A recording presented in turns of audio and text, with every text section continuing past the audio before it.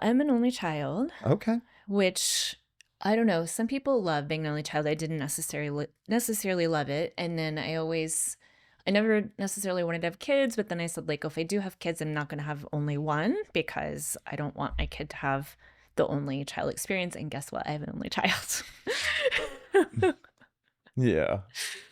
But yeah, so it was just me and my parents. And my parents eventually got divorced, and then it was me and my mom. How old were you when they got divorced? They separated when I was around 10, so that like between 10 and 11 was when my dad left, and then around like 11, 12, they were, formally divorced. Did you have any memories of before the divorce? Oh yeah. What was it like? I mean, I think I have all kinds of memories, like both good and bad. Mm-hmm.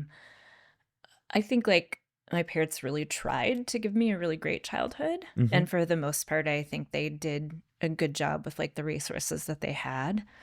But also, I think that my parents were not really co-parenting. Like they were just sort of each parenting from their own um, perspective and like whatever uh, patterns they had received growing up. Yeah. And that was hard. Yeah. Do you have an idea, or can you talk about the different patterns? Like, what did it look like? Well, my mom was like, she wasn't fully permissive by any means, but she was like kind of leaning that direction because it was like she didn't always like, she would like set a boundary, but she didn't always hold it type thing. Yeah, yeah, Whereas like with my daughter, like we're not moving that boundary. Sorry, kid. yeah. No matter what. And then my dad was kind of the opposite, like more authoritarian. Mm-hmm. So that just felt confusing.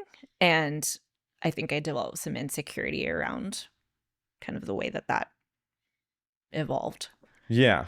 Your mom would set boundaries that were easy for you to cross, and your dad was like a disciplinarian, Yes. authoritarian, and they were probably I could see that those being at odds.